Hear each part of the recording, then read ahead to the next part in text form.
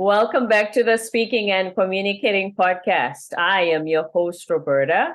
If you are looking to improve your communication skills, both professionally and personally, this is the podcast you should be tuning into.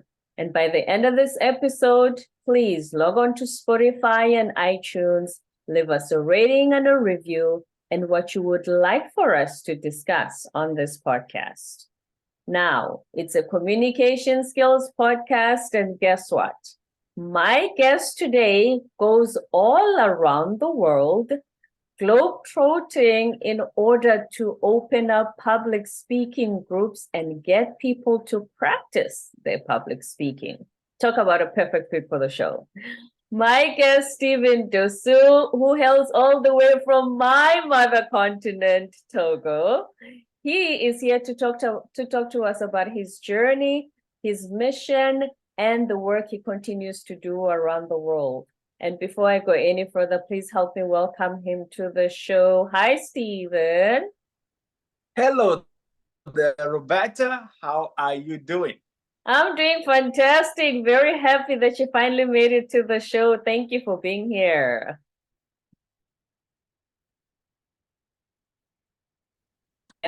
Yeah. Well, thank you, Roberta. Thank you for having me. I'm excited to be here, big time. I'm so excited that you're here. Your energy is very contagious, first of all. But more than anything, like I said, there's so much that you do around the world that is more fit for what we're about on this show. But before we get into that, please tell us a little bit about yourself. All right, Roberta. First of all, thank you so much for having me on the show today. And you know what? Before I even get to start talking about myself, I first want to talk about you, Roberta. I want to say thank you. I want to say thank you for what you do, because look, the world we are in right now has become such a selfish race that everybody just wants to cater for themselves. And to have people like you to take a stand and say, look, I don't care where the world is going. I'm going to do something that's going to empower others. That's going to teach others how to learn something different. It takes a human, and I mean a whole human, to do just that. So, Roberta, thank you so much for what you do, and I'm so excited and proud to be on your show today. And thank you for your kind words. Thank you, Stephen. You're welcome, Roberta. So, as you said in the beginning, my name is Stephen Dossou, D-O-S-S-O-U. Don't get that wrong. I'm all the way from Togo, T-O-G-O. That's in West Africa, okay? I mean, you know, Roberta, the truth of the matter is, you said something earlier when we were having a chat before jumping on this podcast, is that when people are asked, where are they from, or what do they do, or who are they are quick to say, hey, you know what? I'm an executive coach. Hey, you know what? I am a CEO. Look, let me tell you something. Yes, I'm a CEO of my company. Yes, I'm a coach, but the truth is, I didn't just become that overnight. As I said, I'm from Togo. I know what it is to grow up in a 2-bedroom house with 9 siblings, to share the floor. Yes. Don't get shocked as yet. Sounds like your parents were in some form of religion where they just... we just started. Hold on. My bad. Carry on, Stephen. Sorry. By the way, shout out to your parents, who I love, but carry on. Sorry. All right. So as I was saying, I grew up in a 2-bedroom house, on the dirt roads of Togo. Okay, West Africa right there. Till today, the basic salary in Togo is $50. Okay, so growing up in a 2-bedroom house, sorry? Is it $50 per day? Wow. Per month. Yeah. So, look, I know what it is to go and walk to school 4 times a day. We're talking about 10, 15 miles, and do that 4 times a day. I know what it is to walk almost barefoot, to have your feet dirty, full of dust. I know what it is, ladies and gentlemen, to dream, but have no evidence around you to actually make you believe that you can achieve that dream. So that's where I grew up. And and I finished my high school already at the age of 15. I was doing my first degree in economics, around about 18 or so. But when I looked at the things that I aspired to become and the things that I wanted to be, versus where my country was at back then. I was like, this just no match. Don't ask me how, and how did I dream, how or how did I get to. I just heard the voice in me that there's an opportunity that I could be just more than what my circumstances were revealing to me. And everybody hears that voice, Roberta. Everybody hears that voice. Of course, the question is all about exactly. Are you willing to do what it takes to bring to life what that voice is telling you, or you are going to sit on it? Well, my decision was to leave my home country to a better destination that could give me those opportunities.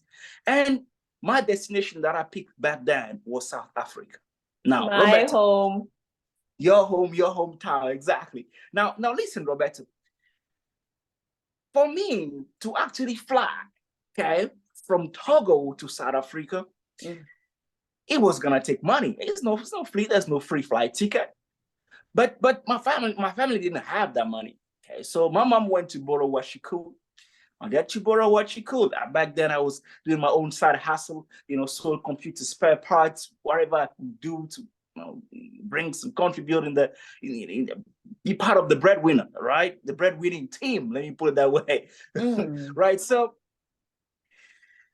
I packed my backpack with just about less $150 in my pocket.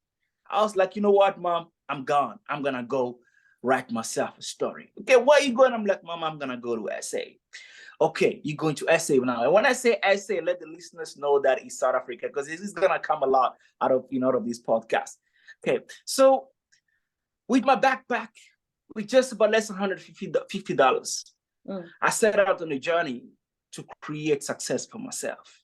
Now, Roberta, this journey is a journey that was tough. Okay, it's a journey that saw me 2-3 days sometimes with no food, no water, nobody to call my own. It's a journey that put me into situations where I was almost at the verge of death. It's a journey that saw me when I arrived eventually in South Africa, and I lived in Mpumalanga, Leslie, Leandra. I lived in a shack. The rent was about $20, Roberta, but I couldn't even afford it. One of those shacks that mice will come and eat your food and bully you on top. You have those tough mice. They are big. They got muscles. I've heard some parts of my country have those big ones. I think they're similar to the ones in Manhattan. Right, So it was a tough journey. You get what I'm saying? It was a tough journey, but like how my mom always used to say, do what you've got to do in order for you to be what you've got to be. Do what you've got to do in order to get what you want to get. And those were the words that she told me when I arrived in SA, and things were tough. I called my mom. I remember, Roberta, I don't know if you can remember those old phones, it's those Nokia's phones. It had a yellow screen and it has a gum screen. Yeah, I had one of those, but mine was very unique. I tell you what about it. So my phone didn't have a battery cover. So I would use a rubber band to, tie the battery. And didn't have a keyboard, so we didn't have the gum keyboard. So I always have a pocket of matches. I mean, a box of matches in my pocket. Every time we ring, I would take out the matches to press it and hide in the corner so girls don't see me, Trying to impress South African girls, hiding your phone. So, when I arrived in SA, things were so tough. And I called my mom and said, Mom, listen, can you borrow some money and send me? She's like, no. Hey, young man, listen. If you think you are going to be there and I will be borrowing money to send you, forget it. Do what you've got to do in order for you to be what you want to be. Do what you've got to do in order for you to get what you want to get. And she hung up. I was like, yeah, now life is real. So every day I would go into my street hawking stand. I was selling on the street apples and anything for me to survive. I would go in the street, come and stand every day. Say, hi, ma'am, how are you? Hold on a second. Can you buy my sweet? Can you buy my apple? And one young man came, one day. He's like, hey, you know what, Steve? I see you here coming here every day. How about you come tomorrow? Come tomorrow to Massmart. Okay, we're talking about game now. Massmart. Right. I got a job. Okay, you got a job for me? All right, okay, cool. Now, Roberta, truth be told, what I could wear to go to the interview. I didn't even have it. So I went to Mm. see this friend, pastor of mine, and he gave me a brand new trouser, a brand new shirt, and I wore them as if they were mine. I rocked up at the interview the following day, and the interviewer's name I remember very well, blonde lady. Her name was Isabel Kukumua. As soon as I opened the door, she looked at me. She was like, "Hey, you look so confident. You've got the job." Okay, I got the job. What is the job? Your job is to sell vacuum cleaners. Vacuum cleaners? What are those, Roberta? I was, I think, about 19 going to 20, but I had never seen or touched a vacuum cleaner in my life. You know? So I was given a sales script. I was like, okay, take this sales script. We're gonna go downstairs. I'm gonna show you now how these machines work. I said, okay, cool. So we went, plugged in, okay, sucks, does this, fancy, you can do backflip, all come to, okay, cool, awesome. Took my sales script, went home, started add my own touch to it. And I came back the following day, Roberta, for 3 years, nonstop, 7 days a week, 12, 13, 14 hours a day. I was selling vacuum cleaners, doing, hi, ma'am, how are you? If you can give me a moment of your time, I want to tell you why investing in this vacuum cleaner is going to make your husband love you more. I love that. If you give me 1 minute of your time, I want to tell you why buying this vacuum cleaner is going to bring all your family together. And I would do that every day, every day, every day, every day. Now, here's what happens, Roberta. You see, when people talk about growth, when people talk about success, nobody wants to talk about the process. As a matter of fact, Hardly ever mentioned right now. Except someone must write it down or treat it right now that we cannot talk about success without a process. Ooh. That should be copyrighted. Say that again.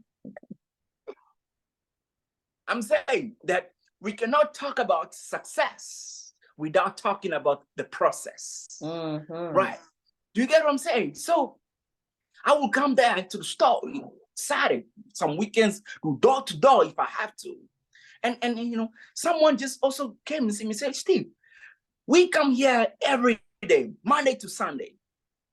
You are here. We come here every day. We see you excited, enthusiastic. How about you come to the top and play with the big dogs? What do you mean come to the top? Okay, you're going to become an area manager. We're going to give you a team of 60 people, and your yearly target is going to be about $3 to $5 million every single year. I was like, wow, really? Okay, cool. I'll subscribe to that. Where do I sign? So I jumped in, Roberta, and I kept the consistency.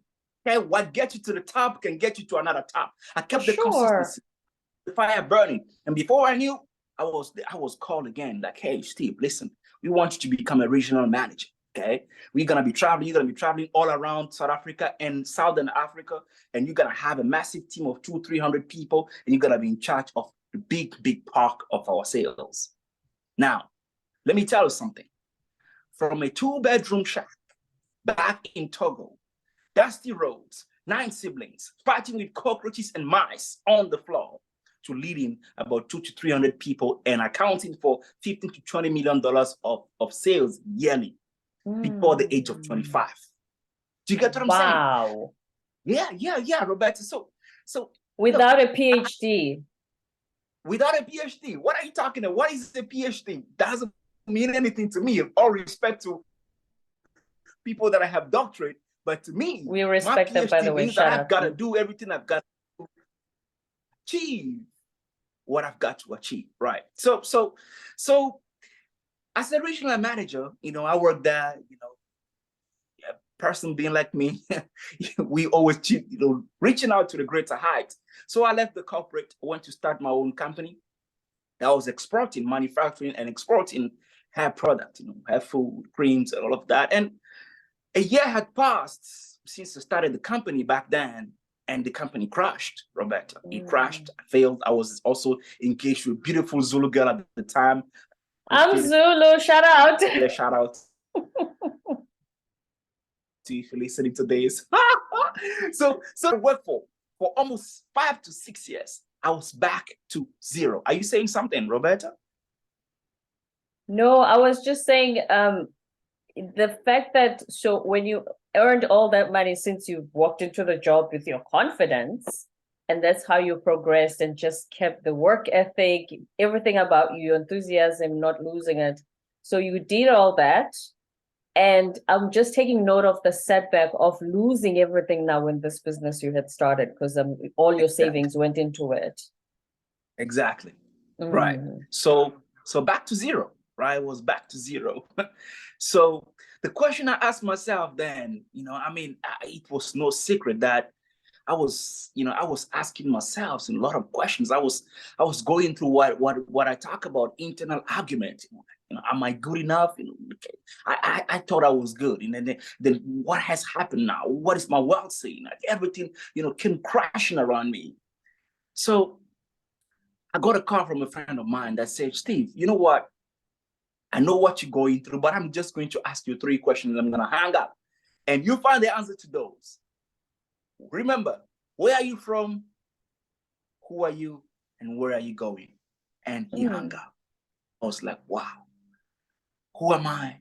Where am I from? Where am I going? And it is, like pondering on those questions that made me realize that, hold on a second. Yes, I was blessed and highly favored throughout my journey to becoming, a corporate manager and building a business. But the reality is I had a gift, and it's the gift that enabled me to go through all of that. And that gift is the ability to motivate my people. Because I remember when I was in corporate, I was month in, month out consistently until I left that company. I was the best senior manager with a young age. Wow. You get what I'm saying? Exactly, it was my ability to motivate my people and inspire them. And I was like, come on, I've got a heart for this. I've got a heart for this. This is what I'm gonna do.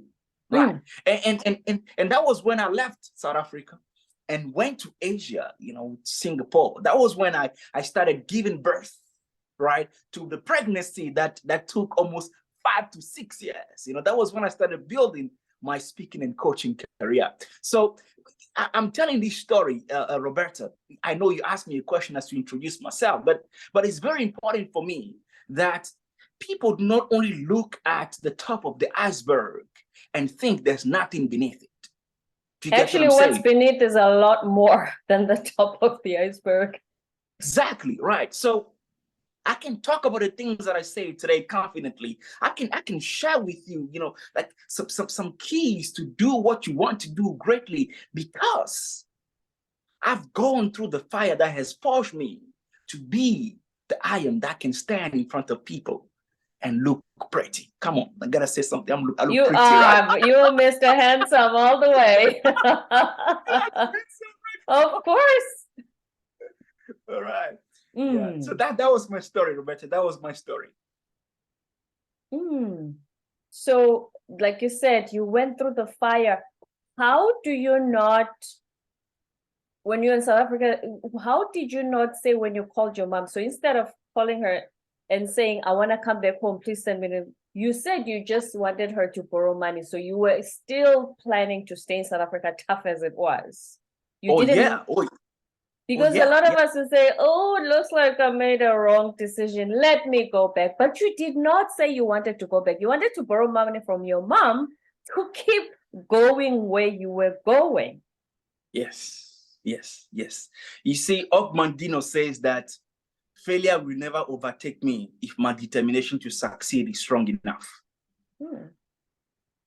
And another author says that it is those who persevere through difficulties and pain that will find themselves with success.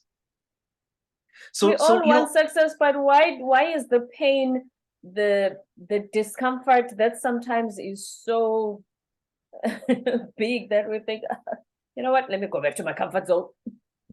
Exactly, right. But you see, it is pushing through, breaking through that zone of uncomfort. It's on the other side that you can really, find a new version of yourself that you didn't even know existed. I can share some wisdom with you today. I can talk about some things from my heart today because I was able to go through it. I was able to endure the pain, swallow the bitter part of it, and go through it. That's how I'm now able to speak and share to people what it is like to go through the fire and yet come out victorious. And that's what distinguishes you from every other speaker. that your story is going to connect with people because they have some level of discomfort, some fire that they're going through and thinking, I simply cannot see the other side. Whereas Exactly. if somebody doesn't have a story and they're just this eloquent speaker and everything is perfect, they sound good, but you cannot relate to them. Mm-hmm. You say, oh, that was nice. And then you walk out of that room and you forget them. But your story, how many people would resonate with that? Well, I hope they do, because it's a real story. It's a story that came with pain, and and sometimes with tears, Roberta.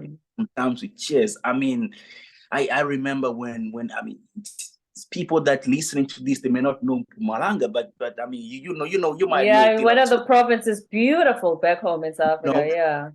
beautiful, yet still has a lot of sequels of apartheid. Yeah. I mean, I remember when I was working as just a general worker. I mean, let me tell you something. The hustle is real. I mean, during the day, I will be the guy selling in the warehouse. I'll be the guy cleaning the yard. I'll be the guy, greeting people at the door. And then at night, I'll be the guy guarding the premises. Okay, so there's no sleeping. All right, and the owner of this warehouse was extremely this white abusive man. I mean, like, don't get me wrong, I love white folks. I have a lot of white friends, but I want to talk about. It's important that I highlight this, so that people can really understand what I had been through.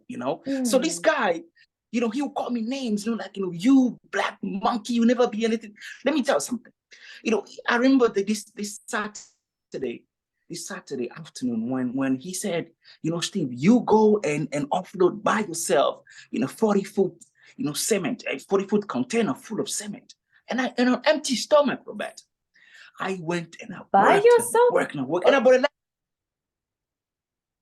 let me tell you something. About 11 p.m., Robert, I passed out.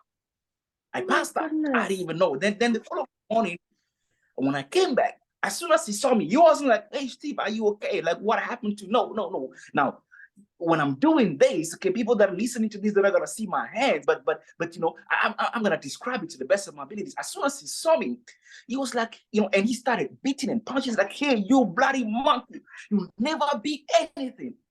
Let me tell you something, Robert. Beatings will come and go. They might leave scars that you look at and remember, but words can cut so deep in you that your soul will hurt for the rest of your life. I stood in that courtyard, Robert, and I was like, I didn't even know where the tears came from. I was like, what have I done? Was it a mistake for me to just want to be successful? What is it a mistake for me to just want to create a life for myself? And I was there. And let me tell you something, Robert. When life comes, knocking at your door with all its challenges, the best you can do is to take it open heart.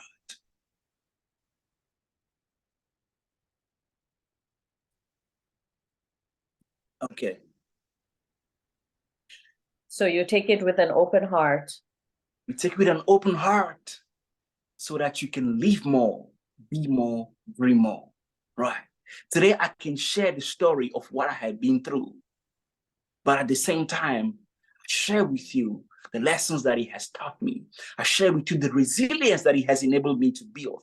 I shared with you that I am not where I am because of a lucky feather or a fairy feather. No. It took hard work. It took pain. It took resilience. It took throwing myself at it. It took a choice for me to say that, look, this is what I'm going to do, and I'm going to do it no matter what. That's what it takes for you to succeed. What is your level of commitment? What is your why? Why are you doing the things that you do? Why are you throwing yourself? Why are you waking up every day? That is what it takes to be clear of mind, to be single-minded, and be focused on your goals and dreams, and give everything you got. That is the definition of a person that is after their success. You know what? Let's continue. I'm getting fired up. I'm getting Very fired up. Please here. don't stop. Because that's what our listeners are going to draw from. So please don't apologize and don't stop. The firing up, the better. So you took us to Singapore. Why did you choose to go to Singapore after you left South Africa? What was the vision? What were you going towards when you decided to move to Singapore?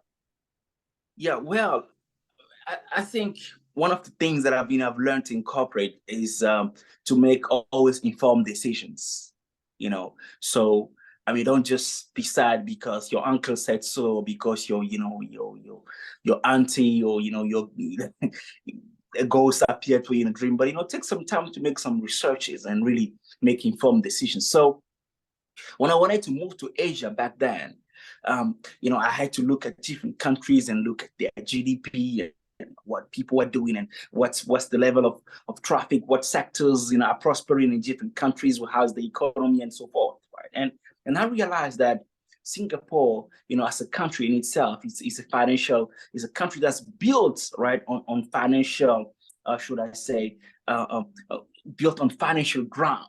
So you see that companies will then import competencies from all around the world to come and build systems, okay? Various financial systems, various managerial systems, various tech systems in Singapore. And that, of course, involved a lot of human resource, right? So I was like, look, this could just be the perfect place for me to start. Now, Roberta, this doesn't mean that it was easy. It doesn't mean that I just got there and everything was rosy. No, I mean, for me to even hunt business, I remember that there was a time when, I would go, and this may sound like a movie, but it's so true. I would go and create diversion to the receptionist so I could go up to the top and pitch my stuff to the CEO. To be like, hey, you know what I'm saying? Like, hey, man, there's flowers for you. And when she goes, I'll make my way to the top quickly to go and pitch my stuff, So, so yeah, that was the main reason why I chose Singapore, because of, the various, should I say, economic dynamics that were favorable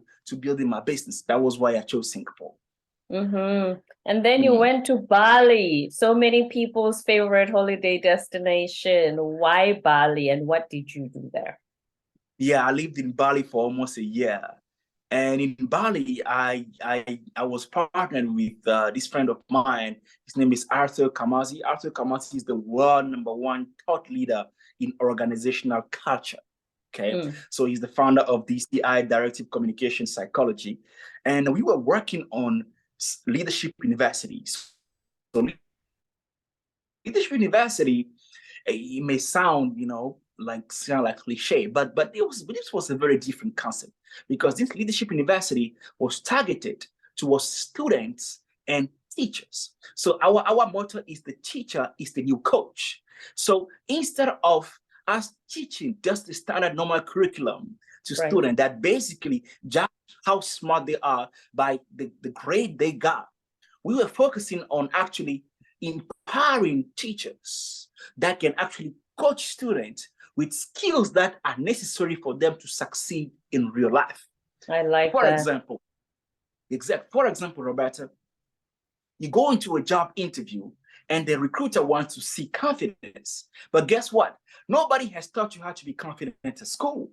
Do you get what I'm saying? Right. So for example, like that was like one of our key module as well at the Leadership University, like the art of building the confidence, the art of building confidence, for instance, right? So we work with some major universities in China. They had about 17,000 students, 3,000 professors. So that was what the Leadership University was about. As a matter of fact, it still runs now. When I say was, that's what the Leadership University is about. Okay. Right. So that was what I worked on in Bali. And of course, I did many more workshops. I participated a lot in these Toastmaster groups and public speaking, and gave public speaking workshop. I want to tell you a story quickly. One of the very impactful moments that I lived, or should I say, I went through in Bali, was when I organized this workshop. And the title of this workshop was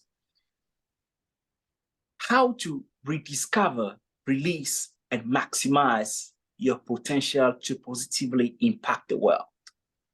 And Roberta, I mean, I did so much promotions, and I networked. I went everywhere. I was excited. I was waiting for 100 people to come to this talk. And guess what, Roberta? One person showed up. One. Sounds like when Tyler Perry first started. And he had booked the entire theater to showcase his, I think it was also a Madea play he had written, his very first one before he got famous. Nobody came. Yeah. And he had booked it, so he lost his money too. Yeah.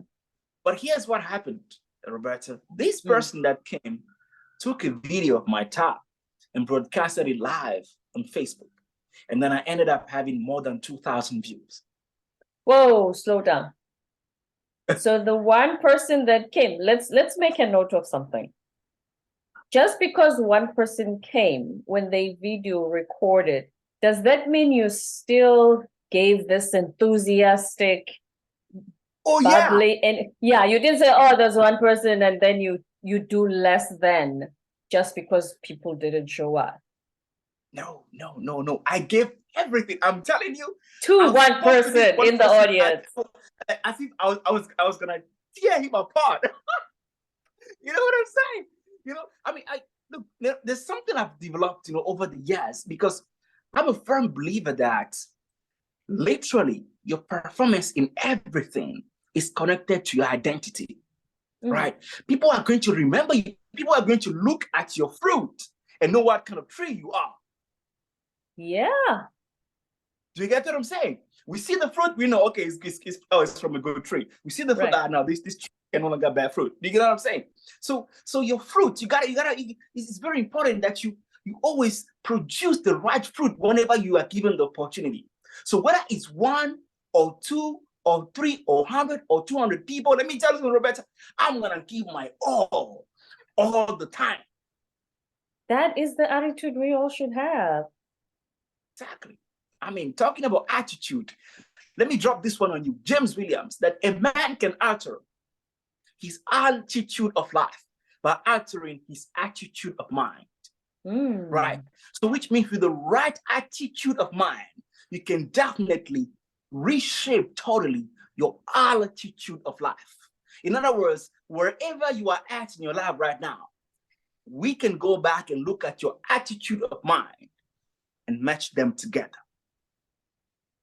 They go together. So start with the attitude of mind. That's how the altitude is going to change. Exactly. And this is what you teach that's what you taught at Leadership University in Bali.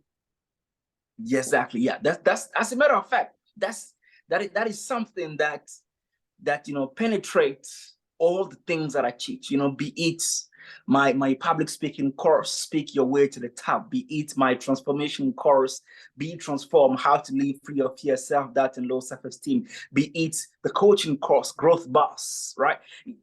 It's all about having the right attitude of mind so that your attitude of life can take you to heights that you've never, ever imagined. That's right.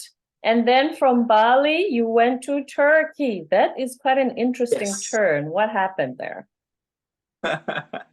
Well, look, I mean, my vision has always been about speaking globally.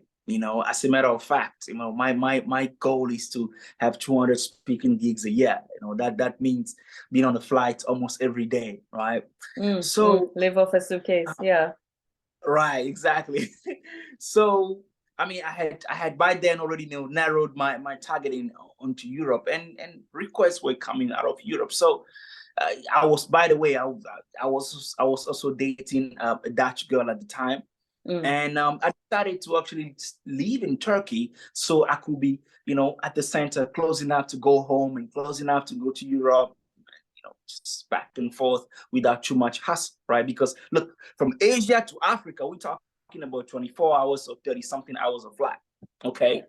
So it's a long not that long, but it is long. I remember when I taught in South Korea, it would be if I took a Middle Eastern airline, it would be 9 hours to whether Dubai or what's the other airline? And then another 8 hours now from the Middle East going down all the way to the bottom of the continent, which is South Africa. So that's 17 Exactly. hours on air. You're not counting the layover. You're not counting it. Yeah, it's almost it's almost 24 hours when you add it all up. Yeah. Exactly right. So in Mhm. Turkey, I decided to again focus on one of the pillars of the things that I do, which is public speaking, and that was when I built this amazing community called Antalya Beach Speakers. So the concept of Antalya Beach Speakers is basically enabling people to develop their public speaking skills. But most importantly, Roberta, and this is where a lot of public speakers, they lose the mark, because you see, Roberta, being a public speaker is not only about being in front of people and conveying your ideas. No, but you see, public speaking does something to the soul that no doctor can do. Right? Say that again. Respect. I'm saying that public speaking does something to the soul that no doctor can do. Again, respect to professional shout medicine. out. We love doctors. They save our lives. Oh yeah, for sure. Do you get what I'm saying? You see, the soul is composed of the mind, the will, and the emotions, right? And I mean, as of today, right here in Europe, at least 1 out of 4 people deal with anxiety, depression, right? And you see, just by speaking, now listen to me, okay? If anybody missed this, you're gonna miss the whole podcast. Just by speaking to a group of unknown people 3 minutes a day per week for 52 times a year. Listen, I said, you hear me what I'm saying? This is proven. This is not something I'm sucking my thumb. It's something that I've done, and it has transformed the lives of many, many people before my very eyes. Just by speaking 3 minutes a day, a week, for 52 weeks in a year, consistently, in 6-7 months, you will be transformed. Anxiety, bye-bye. Confidence, welcome. Hello. Do you get what I'm saying? So I created this program where people can do improvised speeches just for 3 minutes. Okay. Once we met every Wednesday, 6 p.m., 6 to 8 p.m. Okay. It's still ongoing right now. If you go to Antalya, make sure you find Antalya Beach Speakers and tell them Steven sent you. They'll welcome you with open arms. Okay. Excellent. And I've seen so many people transform. And with that, we created events. People were able to step on stage and stand in front of, real audiences and showcase what they've been practicing for months. So I'm telling this that, you see, for others, it may have been being part of a public speaking community. For others, it may have been making friends. But for me, it was again about fulfilling my life's calling, which is to inspire us to be more, dream more, and live more, free of fear, self-doubt, and low self-esteem. Which so many millions suffer from, yes, one way or another. And we're doing our best. Listen, a lot of people are doing their best. They just haven't been given the tools. When you go to university, you study the actual technical skill and the job and the career, but the actual life skills that you were talking about earlier, especially from Leadership University, those are the tools people need. And then that potential, that being more, will come out of them, because it exists within all of us. Yes, definitely. Yeah, it exists in all of us. I mean, potential is is the kept capability. Is the untouched capacity. Is that is in you, and that is yet to be revealed. And our potential is basically limitless. Right? I mean, true. If anybody had told me that I was trapped in the little boy that was running around, in little dirty underwears, okay, back in Togo on those dusty roads, if anybody would tell me that I will be the one inspiring thousands of people around the world right now to see their dreams face to face and go after it, I would have never known. You get what I'm saying? Especially because you didn't have those images around you. How would that have sparked that or planted that seed in your head that someday that's the stage you're going to be in. Exactly, right. Yeah. And that you actually hit the nail on his head there, because we can talk about exposure, right? Exposure is so important, So whoever it is you listen to this right now, you have to take note of this, that your behavior, the way you think, the way you act, the people you choose to be in your life, it's going to be a direct result of your level of exposure. Do you get what I'm saying? So what you expose yourself to, you can never unexpose yourself to. Oh wait, come makes on, you side eye Instagram, social media, and what these kids are being exposed to today. Do you get what I'm saying? Right. So it's very important that we choose carefully the things that we expose ourselves to. Okay, and like I always say, I have this say that make sure that you surround yourself with the people that even when you're a seed, they see you as a forest. Wow. Come on, man. Your five closest people. Your five closest people should see you, even though you're a seed, should see you as a forest. Which brings me to, we had this discussion. Sorry to interrupt you, Stephen. We had this discussion with a friend of mine the other day. He said, is it true now they're saying your five, not the five closest people physically, meaning your friends, family, whoever, but the ones you are connected to and follow on social media have now become the five closest people? Because people, what they do sometimes is, even though I'm sitting with you at a dinner table and we are friends, you're busy on your phone. So those people are now your closest people, not me. Yes, that's true. That's so true. Yeah. So definitely. But that's the exposure, not the people you're physically with anymore. Yeah.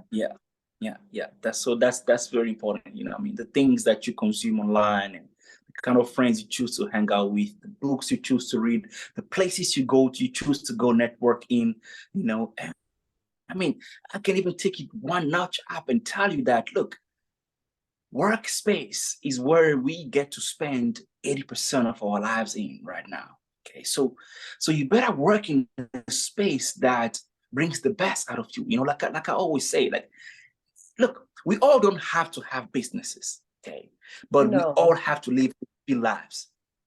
That is true. Not everyone can be an entrepreneur, but you can still be in a workspace that is healthy, nurturing, that is in line with your values. It's possible. Yeah. Exactly.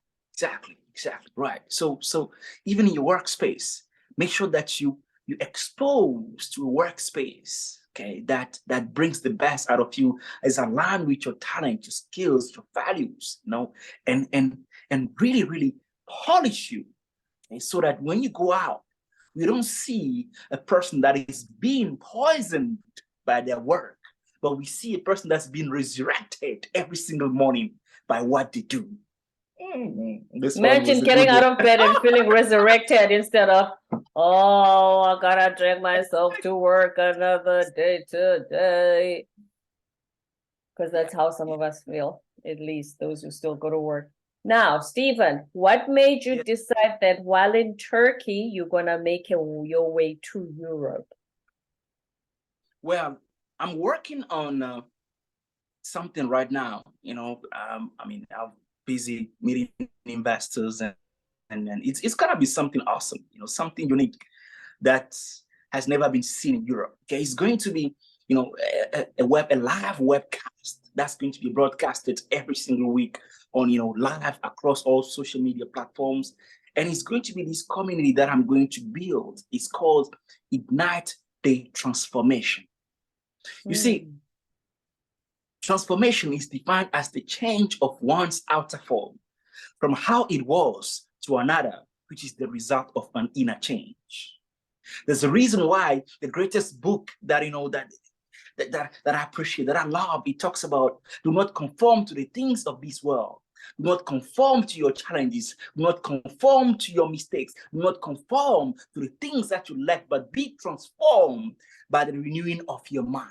So we've got to engage ourselves in a perpetual transformation every single day. And that's what this show is going to be about.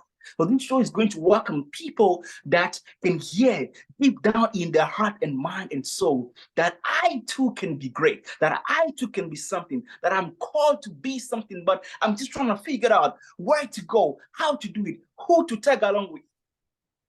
And I'm going to be revealing, okay, all these strategies, okay, life experiences, all of that is going to be packed into this weekly live show. Okay, so I'm gonna be welcoming people from all walks of life, young people, old people. They're gonna be there at this live webcast, and of course, I'm not gonna stop doing my tour. Like I said, 19th, 20th, I'm gonna be in Milan speaking. After that, I'm going to be in Amsterdam. So it's not gonna stop. Okay, I'm gonna set Europe on fire. I'm ready for this. So that's why I'm here in Europe, and I'm working on that actively every single day. And by the grace of God, it's gonna come alive very, very soon. Oh, coming alive it will. Now the question is there a specific niche of people that will be joining the live webcast, or is it open to everyone who's interested? Well, of course, I mean, it's like I said, the webcast online, if you can use a phone, if you can text your girlfriend every night, hi, baby, I love you. Hi, sir, I want to see you. If you can use a phone, have internet, you can catch it online. Anyone. But I mean, look, the truth is that people that have lived, people that have lived, have great hair, have wisdom, okay, want to empower, young people so that they can build the future that those that are coming can also benefit from. Okay, there's a concept in an economy. We talk about the durable development. So we talk about durable development when a country practices. Now I'm calling them my economic background now. Okay. Sure, go ahead, please. So durable development is when a country practices development policies that enables people that are living today to benefit from, but at the same time that enables people that are coming after them to benefit from. Right. So and those that are coming is the youth. Do you get what I'm saying? I mean, right. I'm a youth advocate. I believe that our youth nowadays need leaders more than ever, need guidance more than ever, need support. We need to hold our brothers and sisters' hand. We need to be our brothers and sisters' keeper. Hold our hands together so that we can march, okay, and create a world that we can love one another, a world in which we can forgive each other, a world in which we can take care of one another. Okay, I mean, with walls, like the Sudan here, this Ukraine here, look, the world as it is right now is going to a place nobody knows about. Okay, so I think the time is now that the youth, all of us come together in communities like the Ignited Transformation, so that we can support each other through public speaking, through leadership, through coaching, and and we can literally bring our visions alive and release our God-given potential and support each other with that. And what you and I are African, we know that you can go much further together than doing anything alone. Yeah, you can be fast doing it alone, but you go much further when we're together. We have to support each other globally. Yes. Yeah. Yes. If you want to go fast, go alone. If you want to go far, go together. Mm-hmm. That's the African proverb. That's an African proverb for sure. Stephen, you're so fired up. I would love to just record for the rest of the day and get all your wisdom, but unfortunately, I have to be able to let you go, especially busy men like yourself. But is there anything, last words of wisdom you wanted to share today that I didn't ask you? Yes. I mean, I've shared a lot today, but I think what I want to share right now, it's more of a reminder, Mm-hmm. Look, I've come to understand that whatever we go through in life always lead to two paths. There's the path where we gain greater confidence in a particular area of our lives, confidence in the relationship, confidence in the job, confidence, in the goal that we are chasing. Or we are left with the three toughest demons of mankind that are called fear, self-doubt, and low self-esteem. Self-doubt, the paralyzing force that stops you from taking action. Low self-esteem, the feeling of being unlovable, awkward, and incompetent, the lack of confidence. And the enemies outside can do no harm if there are no enemies within. And the enemies within are nothing more but fear, self-doubt, and low self-esteem. I don't know who you are listening to me right now. I don't know where you are listening to me from. But it's the boy from Togo, all the way from Togo. I've come from far to simply tell you today that if I, a boy from Togo, could go from a two-bedroom house, having gone through challenges, pains, misery, you name it, ups and downs, to stepping into my greater life purpose today, then what stops you from being just that? What stops you from doing just that, if not your own fears, doubting your low self-esteem? So what I want to tell you today is I'm calling up on you, ladies and gentlemen. What I want to tell you today, what I want to leave you with today is I'm calling up on you today that you make a decision, that you take a stand, that today I break free of my fears, that today I break free of my doubt, that today I am a new man, a new woman with a new life, with no low self-esteem. That is my story and I'm sticking to it. My story, and I'm sticking to it. Words of wisdom from Stephen Dossou, the Togo native who is conquering the world through public speaking and leadership conferences. Stephen, this has been such a beyond a pleasure, actually. I'm just inspired up, feeding off of your energy. Thank you so much for taking your time to be on our show today. We are enjoying all your wisdom, your energy. But before you go, please tell us where we can find you so that especially we want to be kept up to date with the live webcast coming up. I mean, I think the best way to find me is just go on Google and type my name, Stephen, Steven, Dossou, Dossou. And, all my things will come up. My website will come up. My LinkedIn will come up. My Instagram will come up. My Facebook will come up. I think that's the best and easiest way. And pick one that is you are most comfortable with and give me a shout. Excellent, Stephen Dossou. Thank you very much for being here today. I really enjoyed talking to you. Thank you, Roberta. Thank you for having me. Certainly a pleasure. And just know you can come back to the show for more fired up conversations next time. All right. Don't forget to subscribe, give a rating and a review on iTunes and Spotify, and stay tuned for more episodes to come.